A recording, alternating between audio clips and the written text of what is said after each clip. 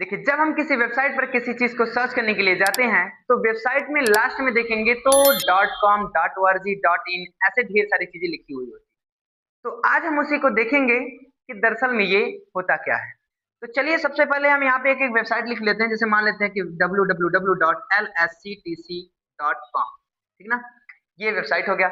अब इस वेबसाइट मतलब क्या होता है, देखो वेबसाइट, वेब मतलब होता है सर्वर, साइट मतलब होता है जगह। यानी कोई भी कंपनी, कोई भी संस्था, कोई भी इंस्टीट्यूट अपनी जो इंफॉर्मेशन जो लोगों तक पहुंचाना चाहती है तो वो ऑफलाइन भी एडवर्टाइज करके पहुंचा सकती है, लेकिन वो चाहती है कि इंटरनेट पे हमारा सारा डाटा मिले। तो वो क्या करेगी, एक वेबसाइट बनाएगी और उस वेबसाइट पे सारी चीजें डाल देगी, और जो भी व्यक्ति कहीं से भी दुनिया भर का कहीं से भी उसको एक्सेस किया जा सकता है, उसे वो कहते हैं वेबसाइट।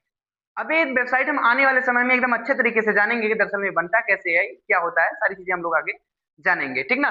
तो लास्ट में हम लोग यही कॉम .in .com .org यही तो जानने वाले हैं कि दरअसल में है क्या।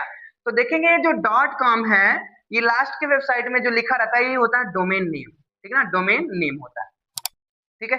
और इससे पता चलता है कि यह वेबसाइट किस प्रकार का है, ठीक ना। तो यहाँ पे हम चार्ट में आपको ढेर सारे लिखवाए हैं और यहाँ पे आप इसे नोट डाउन कर लीजिएगा।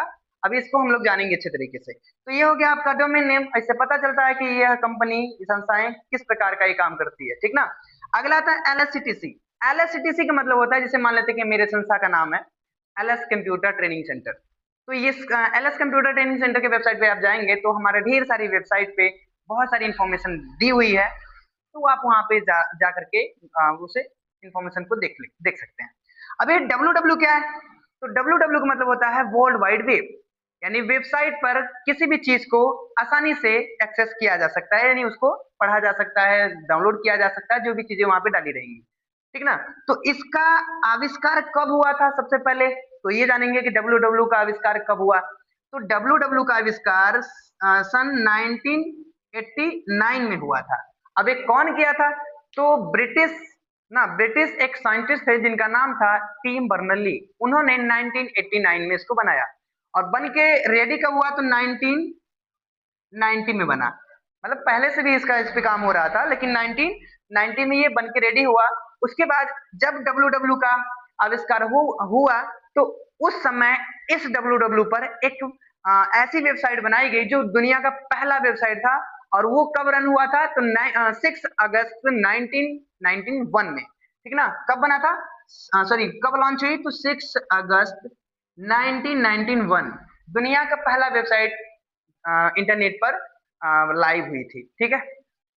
तो ये होता है आपका डोमेन नेम, ठीक है। अब इसमें ढेर सारे डोमेन नेम है, तो यहाँ पे देखो .com।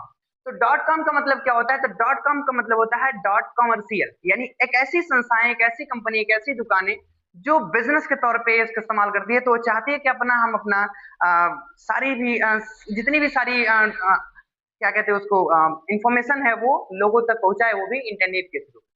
समझ में आ रहा। तो कॉमर्शियल जैसे यानी बिजनेस के तौर पर काम करने वाला संस्थाएं .com, ये ज्यादातर आजकल बहुत पॉपुलर भी हो गया है, ठीक ना। तो बिजनेस के लिए और समान वेबसाइटों के लिए भी इस्तेमाल होता है। जैसे कोई अपना ब्लॉग चैनल बनाया, वो यूट्यूब पे भी अपना वीडियो डाला है, चाहता है कि मैं अपना वेबसाइट पे भी डाल दूं, तो भी .com का इस्तेमाल करता है। जैसे अब .com का इस्तेमाल बहुत सारी ऐसी कंपनियां करती है, जैसे google.com, ठीक ना, फ्लिपकार्ट.com और amazon.com, ऐसे बहुत सारी चीजें आपको देखने को मिलता है, ठीक ना।